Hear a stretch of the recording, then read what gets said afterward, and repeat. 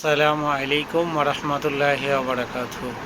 পবিত্র ঈদুল আজহা সবাইকেই আগে শুভেচ্ছা জানাই। তো এই ঈদুল আজহা কি বিষয়? কুরবানির বিষয়। কুরবানি দিলাম, মাংস খেলাম, এটা কিন্তু কুরবানি নয়। আপনার মনের অন্তরের যাবতীয় যা কিছু গ্লানি আছে সমস্তকে কোরবান করা কি কোরবানি বলে।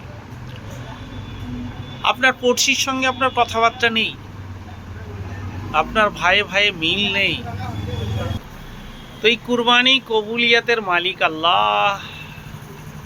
আমি জানি না কার কুরবানি কবুল হবে আর কার কুরবানি কবুল হবে না। পাড়া প্রতিবেশী আত্মীয় পরিজন সবার সাথে সৌভ্রাতৃত্ব বন্ধন এবং কারোর সাথে যদি কোনো প্রকার মনের কোনো কলুষিত ভাব থাকে সেটাকে মিটিয়ে দেওয়া, তারপরে কুরবানির জায়গায় চলে যাওয়া, এরকম একটা ভাবনা। তো এই কুরবানি উপলক্ষে কুরবানির 10 দিন, প্রথম জিলহজে যে 10 দিনে আপনাকে বিভিন্ন রকম আমল করলে আল্লাহ তাবারক ওয়া তাআলা বড় খুশি হন। আমলগুলো কি কি? এক একটা আমল এক এক রকম। আপনি এক এক দিন এক একটা আমল করতে পারেন। তো আমলগুলো এইভাবেই করুন, যেটা হচ্ছে একটা তকবীর ধ্বনি আছে, সেটা অবশ্যই পাঠ করুন। আল্লাহু আকবার, আল্লাহু আকবার, লা ইলাহা ইল্লাল্লাহু, আল্লাহু আকবার, আল্লাহু আকবার, ওয়ালিল্লাহিল হামদ। তা আজকের আরাফার দিনে এটা পড়া উচিত, লা ইলাহা ইল্লাল্লাহু ওয়াহদাহু লা শারীকা লাহু লাহুল মুলকু ওয়া লাহুল হামদু ওয়া হুয়া আলা কুল্লি শাইইন কাদির। আল্লাহর কাছে যা চাইবেন আল্লাহ তাবারক ওয়া তাআলা দুহাত ভরে আপনাকে দেবেন, আপনি শুধু চাইতে পারলেই হলো। আমরা এমন এক প্রকার অলস, আল্লাহর কাছে চাইতেও জানি না। এর থেকে খারাপ বা দুর্ভাগ্যের বিষয় আর কি হতে পারে? বড় আফসোস জাগে। আসুন আমরা আল্লাহ তাবারক ওয়া তাআলার কাছে সেইভাবে চাই যে চাওয়াতে আল্লাহ তাবারক ওয়া তাআলা টোটাল পূর্ণতা দেবে।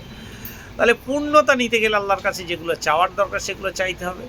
একসময় আল্লাহ তাবারক ওয়া তাআলা কার কুরবানি কবুল হয়েছে আর কার কুরবানি কবুল হয়নি তিনি তৎক্ষণাৎ দেখিয়ে দিতেন। এখন যদি সেটা চালু থাকতো, অনেক মানুষ বুঝতে পারতো যে কে ভালো লোক কে খারাপ লোক।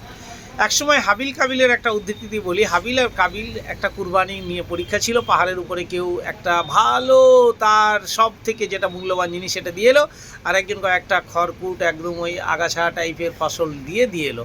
আল্লাহ তাবারক ওয়া তাআলা ভালোটাকে গ্রাহ্য করলো এবং যেগুলো ছিল সেগুলো গ্রাহ্য করলো না। তাহলে তখন একটা নিয়ম ছিল, যার কুরবানি কবুল হতো উপর থেকে একটা আগুনের ঝলকা নিয়ে এসে টোটালটা সেখানে পুড়িয়ে দিত, মানে তার কুরবানি কবুল হয়ে গেল। আর যার কবুল হতো না সেটা পড়ে থাকতো। তো আল্লাহ তাবারক ওয়া তাআলা সেই রীতি অনুযায়ী যদি আজকে এই দিনগুলো হতো, তাহলে আমরা মানুষ চিনতে পারতাম কে ভালো মানুষ আর কে খারাপ মানুষ, কার কুরবানি কবুল হলো আর কার কুরবানি কবুল হলো না। কিন্তু এখন তো আমরা সবাই সবার মতো কুরবানি দিই বা দেওয়ার মতো চেষ্টা করি, কিন্তু কুরবানি কার কবুল হলো আর কার কবুল হলো না সেটা একমাত্র আল্লাহ তাবারক ওয়া তাআলাই জানেন, অন্য কেউ জানেন না। তো এই বিষয়গুলো নিয়ে আপনাকে কি বলবো।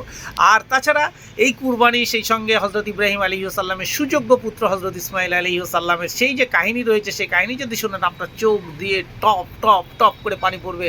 সেই ত্যাগ, সেই বিসর্জন, সেই আত্মত্যাগ, বলিদান আজ আর নেই বলে মনে করি। যাই হোক, আসসালামু আলাইকুম ওয়া রাহমাতুল্লাহি ওয়া বারাকাতুহু।